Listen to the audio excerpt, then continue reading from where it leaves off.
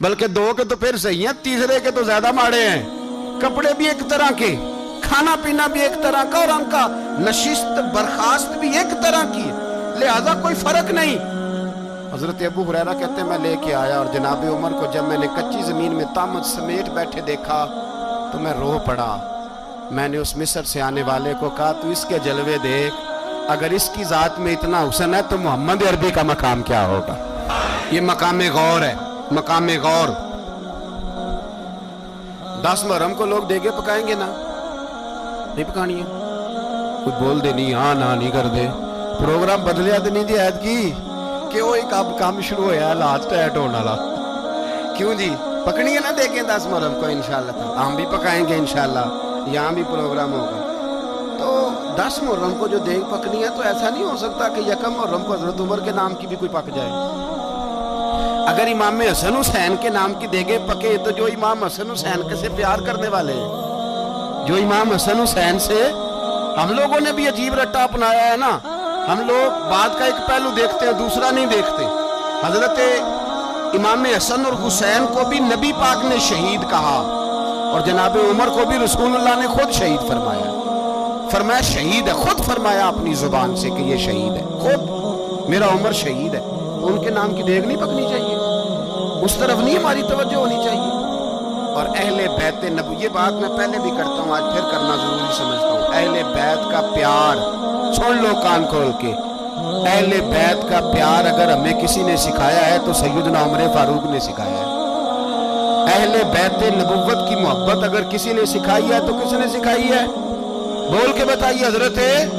حضرت عمر نے. اہل بیت کا پیار ہمیں حضرت عمر نے بول کر کے سکھایا ہے. بھائی یاد رکھیں،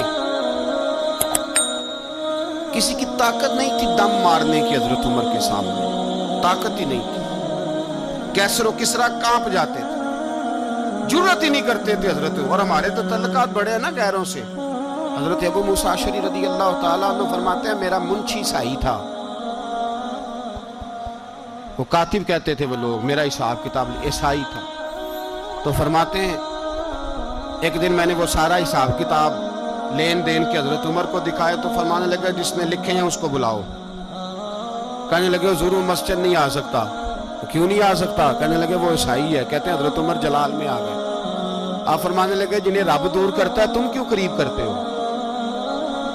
جنہیں اللہ دور کرتا ہے. فرمایا تم غیروں کو اگر عہدے دو گے تو اپنوں کا کیا بنے گا؟ اگر تم غیروں کو عہدے دو گے تو اپنوں کا. یہ سوچ ہے جو آج برما کے مسلمانوں کے لیے بھی ضروری ہے. کہا اگر تم غیروں کو عہدے دو گے تو اپنوں کا. ہم نے غیروں کو عہدے دیے تو دیکھا نا اپنے کس طرح کاٹے جا رہے ہیں. غیروں کو جو عہدے دے دیے یرانے سارے غیروں سے. روز دعویٰ ہوتا ہے چین ہمارا سجن ہے، چین ہمارا دوست ہے. او بھائی دوست ہے تو اس سے کہو نا کہ برما تو تمہاری ایک چھوٹی سی ریاست ہے، چین کے بغیر تو وہ سانس بھی نہیں لے سکتا. اس کو کہو نا اس حکومت پہ دباؤ ڈالے. لیکن ہم لوگوں نے غیروں کو عہدے دیے تو اپنے پس گئے. حضرت عمر کہتے تھے ذمی کا ہم ادب کریں گے. ذمی کافر کا ہم، ایسا کافر جو مسلمان ریاست کو قبول کرے، بدامنی نہ پھیلائے.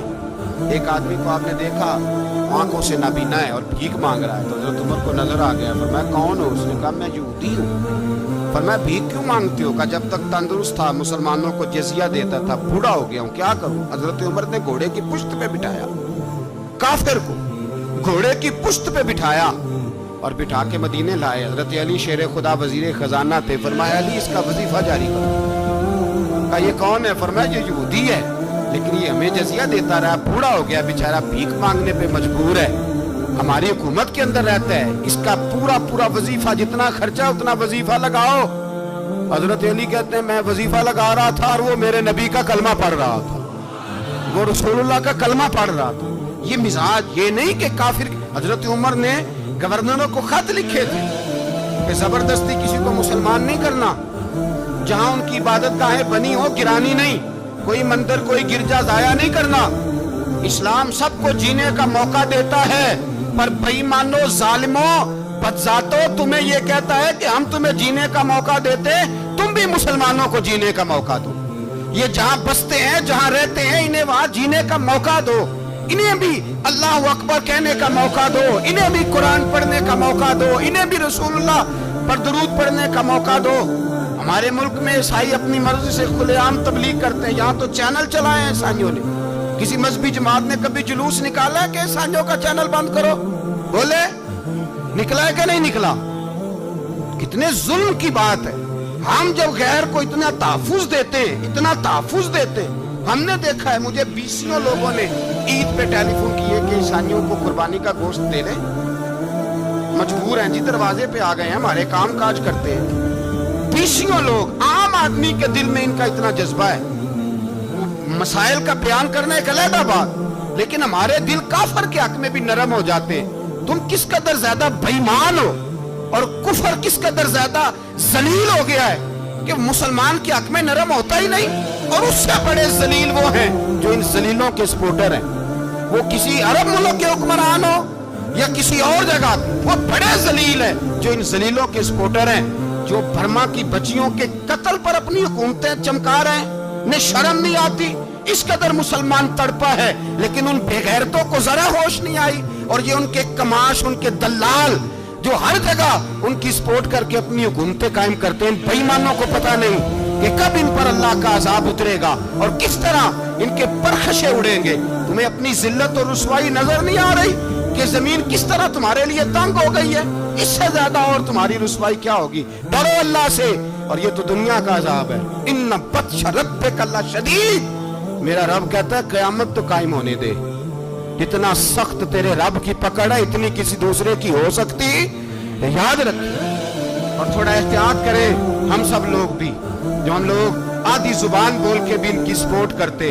अब शर्म आनी चाहिए हमें इन हुकूमतों की सपोर्ट करते जो मुसलमानों की लाशों के ऊपर हुकूमतें कायम करते हैं। शर्म आनी चाहिए। बहरहाल बात दूर निकल जाएगी और मैं अपने मजमून पे रहता हूँ। अहले बैत का प्यार अगर सिखाया है तो जनाब उमर ने सिखाया है, रदी अल्लाह ताला अन्हो। इमाम हसन मिलने, आप यकीन करें, मैं जब इस वाकया को पढ़ता हूँ तो मेरा दिल झूम जाता है। मैं कहता हूँ यार, डाढ़ा होना अपनी जगह पे, इश्क होना अपनी जगह पे, इंसान का बावकार होना अपनी जगह। जहां खड़े होना था वहां ये खड़े होते थे, और जहां झुकना था वहां ये इन लोगों में इकबाल ने कहा था, तेरी निगाहे नाज से दोनों मुराद पा गए। अकले गियाबो जुस्तजू इश्के हुजूरो इस तरह, जहां अगर आया है सामने कैसरो किसरा तो उमर जैसा दलेर कोई नहीं। अगर सामने आया ईरान का बादशाह तो उमर जैसा तगड़ा कोई नहीं। अगर आया है सामने गुस्सान का बादशाह तो उमर जैसा आदिल कोई नहीं।